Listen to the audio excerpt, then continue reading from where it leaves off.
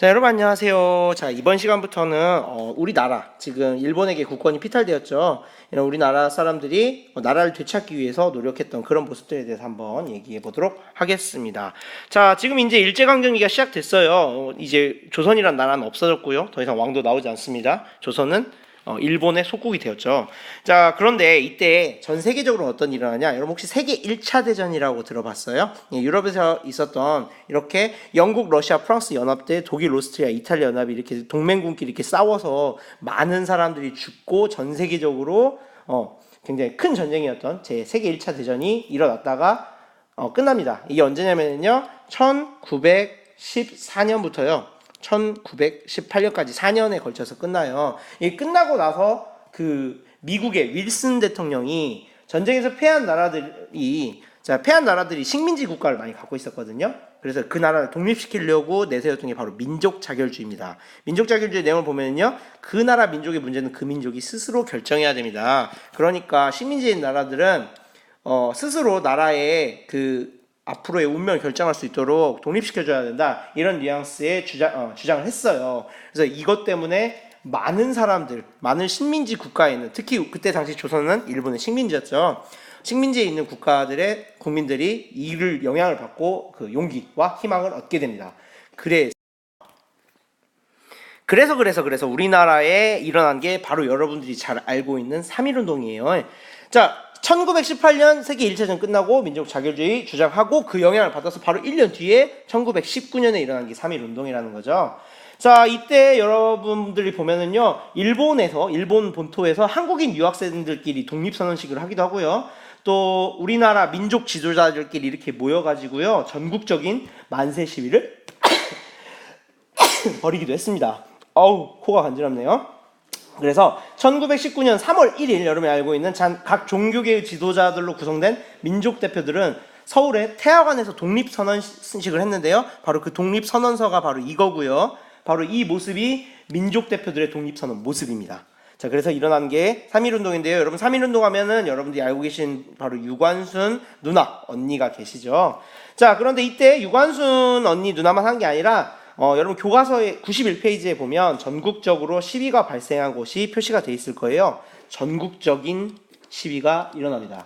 자, 여러분들 여기서 알아야 될 거는 이미 국권 피탈 1910년을 기점으로 헌병, 경찰제, 그리고 여러분이 알고 있는 태형 이런 것들로 해가지고 일제의 경찰과 군인들이 우리의 민족의 백성들을 탄압하는 그런 일들이 시작됐죠. 공포정치가 시작됐죠. 그러니까 어떻게 했습니까? 이때 시위를 막기 위해서 많은 그 만세운동을 하는 학생들과 백성들 그리고 시민들이 바로 총을 쏴서 죽임을 당하거나 아니면 체포당하거나 고문을 당합니다. 그래서 고문을 당해서 죽임을 당하는 것까지 간 분 중 하나가 바로 우리가 알고 있는 유관순 열사님이시죠. 자, 하지만 이런 일제의 탄압에도 불구하고 만세 시위는요 전국적으로 퍼져 나갔어요. 그리고 이때 일본이 했던 일 중에 가장 끔찍했던 일은 뭐니 해도 이렇게 교회 같은 데다 사람을 가둬놓고요 몰살하는 살해하는 그런 일들이, 끔찍한 일들이 벌어진 것입니다. 여러분 꼭 기억하세요. 이런 슬픈 일들이 일어났다는 걸 우리가 반드시 기억해야 됩니다. 자, 그리고요 이때 또 영향을 받아서 뭐가 됐냐면은 바로 여러분들 지금 우리가 살아가고 있는 대한민국의 헌법에 나와 있는 대한민국 임시정부가 바로 1919년에 바로 수립됩니다. 자, 3.1운동이란 1919년에 대한민국 26가 어디에 수립되게 되냐면요 상하이에 수립되게 돼요. 왜냐하면 조선 땅 한반도 땅에 딱 하면 탄압이 심할 것이 뻔하겠죠. 그래서 중국 상하이에 대한민국 임시정부가 수립이 되고요. 그래서 임시정부가 뭐 하냐면은 주권은 조선 국민에게 있음을 밝히고요. 그리고 민주주의 정치, 여러분이 우리가 살고 있는 지금이 민주주의잖아요. 그래서 민주주의 정치 체제를 갖췄어요. 그리고 독립운동 자금 모았어요. 여기 지금 보이는 사진이 바로 임시정부 수립 이후에 여기서 활동하시던 독립운동가들인데요. 나중에 대한민국 임시정부는요 독립자금 모으고 해가지고 여러분들이 알고 있는 한국광복군 이런 곳을 창설하고 훈련시키는데 큰 힘을 발휘합니다. 또한 이뿐만이 아니라 대한민국 임시정부는요 여러분들이 영화 하나 볼 거예요. 영화 암살을 보게 될 건데 거기에 나와 있는 활동들을 보면은 이렇게 전에 했던 우리의 국권을 피탈하가는데 높은 공을 세운 일본의 그 앞잡이들 일본의 지도자들을 살해하거나 척결하는데 사람을 보내고 훈련하고 거기에 자금을 지원합니다. 그래서 이런 역할을 했다는 거 여러분들이 알아두면 되겠습니다. 자, 여러분들 대한민국 임시정부가 그러면 상하이 땅에서 했지만 오늘날에 남긴 영향이 있다 그랬죠? 선생님이 아까 전에 얘기했던 게 오늘날 우리나라 대한민국에 영향을 줬다고 했어요. 업적 중 하나는 바로 이 한국광복국, 방금 전에 설명했던 건데요. 한국광복국과 같은 우리 대한제국 군대 해산됐었잖아요. 다시 대한민국의 군대를 만드는 이런 역할을 했고요. 그리고 무엇보다도 이것은 지금 여러분 보여주고 있는 이 글씨는요, 현재 대한민국의 헌법 전문이에요. 여기에 보면 뭐라고 나와 있죠?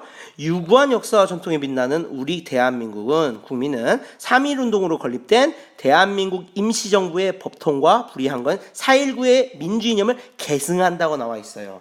즉 여러분들이 대한민국 임시정부를 할 때 생각해야 될 것은 우리가 지금 살고 있는 대한민국의 뿌리가 어디인가, 언제부터 시작되는가를 얘기할 때 바로 그 뿌리가 대한민국 임시정부라는 사실을 반드시 기억해야 됩니다. 특히 친일파이거나 우리의 민족의 역사를 부정하고 싶은 사람들은요, 이 대한민국 임시정부로부터 시작된 이 헌법을 부정하려고 하는 사람들이 많아요. 그렇기 때문에 여러분들 이걸 지켜야 됩니다. 대한민국 임시정부 1919년 그때부터 우리 민족은 그리고 대한민국은 시작되었습니다. 자, 다음 시간에는 여러분 영화를 보여줄 거예요. 영화 보면서 재밌는 사회 시간이 됐으면 좋겠습니다. 자, 다음 시간에 만나요. 빠이빠이.